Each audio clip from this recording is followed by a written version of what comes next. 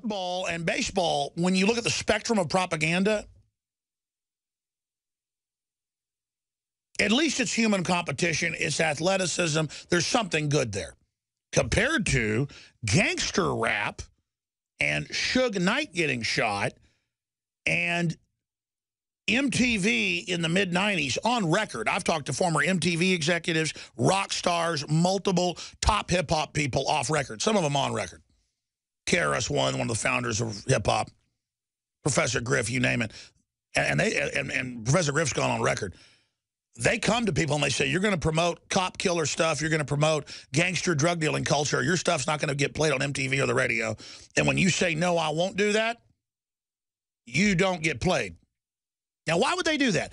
You get everybody to dress up like thugs, have a thug culture, have your pants hanging down around your ankles, go out, and the cops see you, and they know you're listening to cop killer music. What does that do? It primes you immediately to wear an enemy uniform and to be inducted directly into the private prisons that write the state laws that if you want to get our funding, you got to build more prisons. And talk about mind control, they have turned the whole world into thug culture. Because, see, American culture, Steve McQueen, John Wayne, that was the bait for the world. The world adopted American culture by the 50s. The globalists were masters. Edward Bernays wrote about this. The bait, the tasty worm, was John Wayne didn't know, God love him. And Steve McQueen didn't know, and all them, and the rest of them.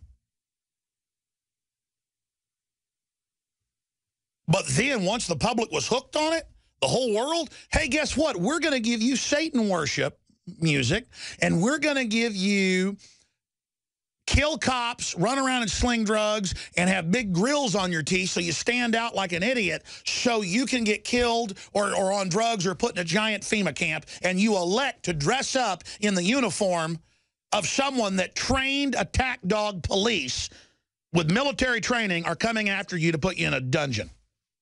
And you let your kid dress up in stupid hip-hop gangster punk outfit, people that bend over, you know, in prison, meaning you're the male that plays the part of a female, and the youth wear that saying, I'm ready, I'm inducted as a punk to be gang raped and given HIV in prison.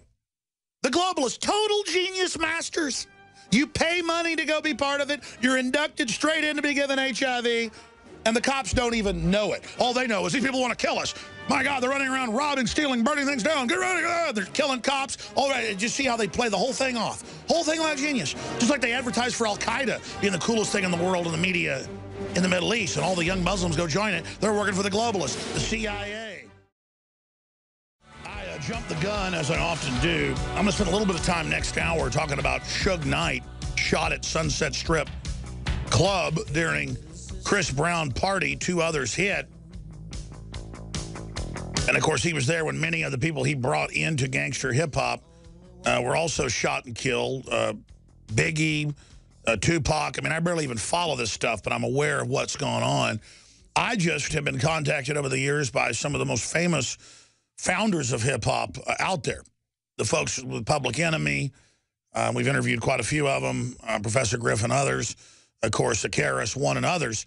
But then I separately, with multiple high-level household name rock stars who were in MTV in the mid-90s and early 90s, from their perspective, they were being told, sorry, we don't care if you're number 1 or number 2.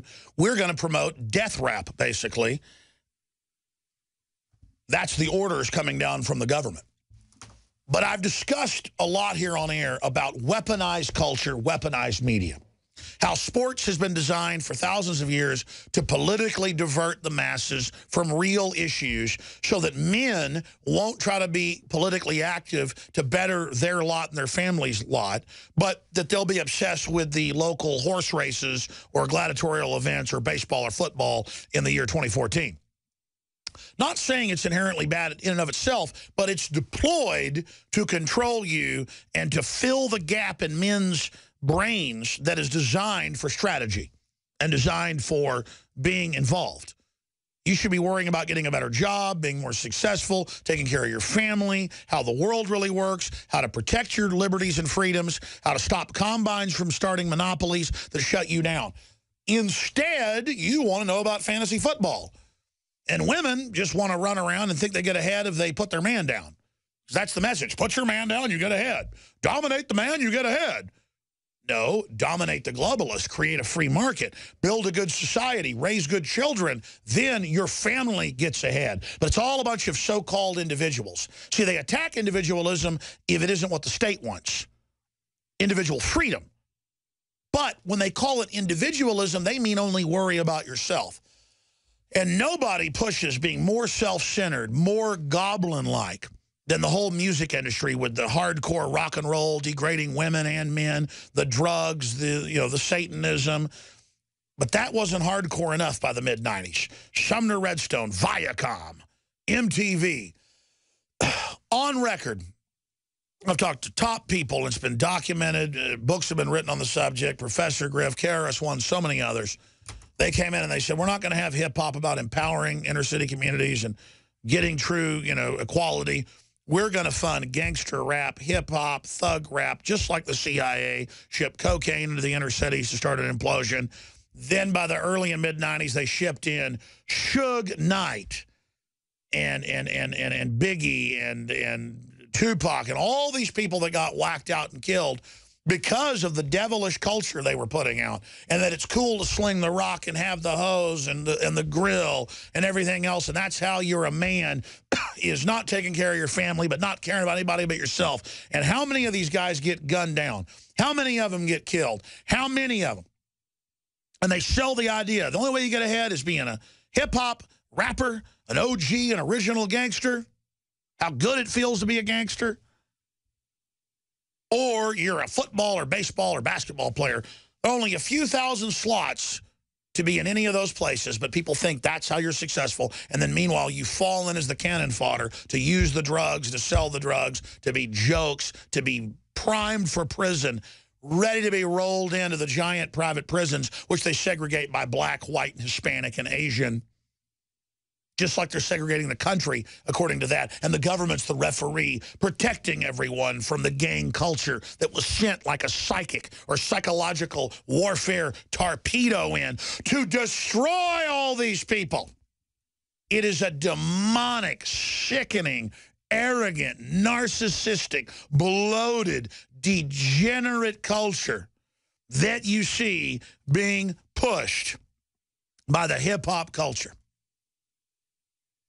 It is absolute death, and it's taken black communities in the 50s with lower illegitimacy than were in the white communities to a world record of 90 to 91 or even higher percentage points.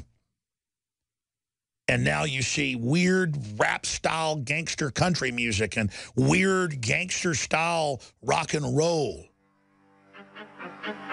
It is so out of control. I'm sorry to other callers. I'm out of time. But we'll be back tomorrow, live, 11 a.m. Central Standard Time. By the way, you have experienced the Alex Jones experience. Joe Rogan is on tomorrow. I taped an interview with him when he was here last week. We hung out. That's going to be on tomorrow, and the rest will be on the Nightly News tomorrow. But we'll be back, 11 a.m. Central, live. Spread the word about this transmission, folks, because you are the resistance.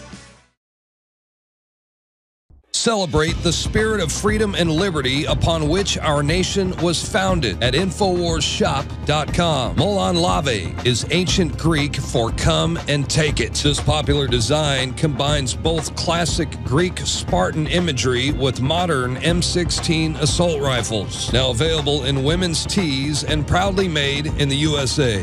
And now you can protect yourself from corrupt cops with the InfoWars dash cam. It's your car's black box that records all that the driver sees and hears. And introducing the Block It Pocket. It renders your phone undetectable while protecting your private data and your health. Or take back your privacy and protect your personal information by getting your very own Detractor cell phone pouch. So get incredibly high-quality, freedom-based products and help fund the revolution at InfoWarsShop.com.